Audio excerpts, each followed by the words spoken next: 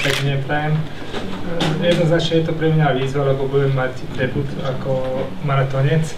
Bude to v živote prvýkrát, keď sa dám na štart a idem sa ozajtiť taký ten maratón alebo takú štafetu. Kilometre mám nabehané už teraz, lebo pripravujem sa na svoj životný zápas. Bude to zápas v novembri, 23. novembra v Makau, kde mám boxerov titul majstra sveta VBA, tej najsilnejšej, najstaršej svetovej organizácii proti Davidovi Šumenovi. Je to môj životný zápas, je to moja životná príprava a normálna vec, že už teraz nabehávam kilometre, ešte mám 10 týždňov do zápasu. Teraz som v Smolkovci na sústredení, kde mám každý deň desiatky kilometrov odbehané, takže na maratón budem pripravený určite.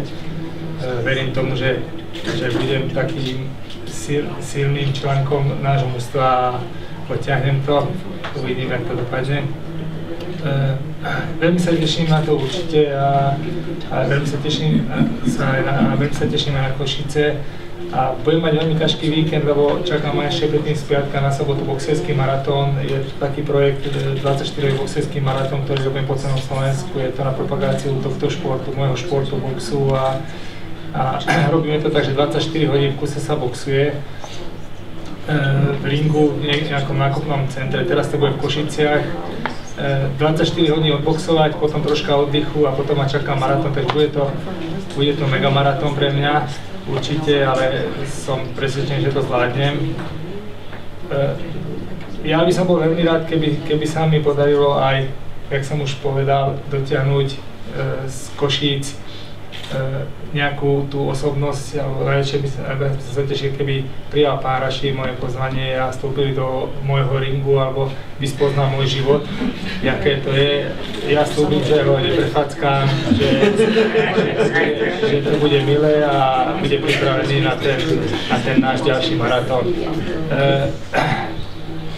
Čo sa týka toho boxerského maratónu, tak chcel by som, aby prišli aj nejakí ďalší športovci. Určite už sa postavili proti mne hokejisti, futbalisti, basketbalisti. Vždy sa robí taký minigala večer, taký dvojhodinový, kedy je Tommy Kid v ringu a nastúpia proti mne osoby, ktoré ešte nikdy nestali v ringu, ktoré ešte nepoznajú ten môj svet a potrápia sa tam. A je to zábavné a tí, ktorí to prežijú, alebo tí, ktorí to prežili, jasne, je to o tom, že by som si dokazoval, ale skrátka tí, ktorí to prežijú, ten pocit, aké to je, tie 2 minúty vydržať ringu, tak potom vždy povedia, že klobúk dole, je to veľmi ťažký šport a už aj my ho uznávame. Toľko k tomu a k tomu môjmu životnému zápasu. Veľa ľudí hovorí, že ja som slovenský Rocky. To znamená, človek, ktorý z ničoho nič sa dostane do svetovej špičky. Som majster Európy VBO z jedných najsilnejších svetových organizácií, som majster sveta VBF. Mám 6 ďalších titulov, mám 24 zápasov odboxovaných, ale keď to bereme, všetko som si sám vydrel a ja nemám za sebou nejaký silný manažment.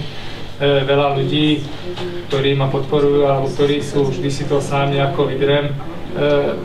V tomto prípade tiež som oslovil veľa ľudí, ktorí pomáhali. Môžem povedať, že áno, teraz sa to troška zmenilo a ďakujem aj Otovi Briximu, ktorý mi podal ruku a povedal, áno, tomu pomôžeme ti. A je pri mne. Teraz to potrebujem, takže slovenský Rocky, sa hovorí, Tomi Kováč ide do svetového boxu a ja nemám čo stratiť. Jednoznačne je tam majster sveta David Šumenov a príde chlapec zo Slovenska, taký z Galanty a určite, jednu mu určite dám takú silnú a ja som presvedčený, že idem si pre ten titul. Oni ma určite podcenia, oni si myslia, že to majú vyhrať už dopredu, ale ja idem pre titul a chcem dojsť ten titul na Slovensku. Už tým, že tam idem, sa zapíšem zase do histórie, ale bolo by to ešte krajšie, keby som to neniesol na Slovensku. Ja si verím a nesľubujem dopredu, ukáže sa v ringu, ale ľahké to určite nebude ani pre mňa, ani pre ňoho. Ja chcem dojsť ten titul na Slovensko. A do Košic. Do Košic, tak.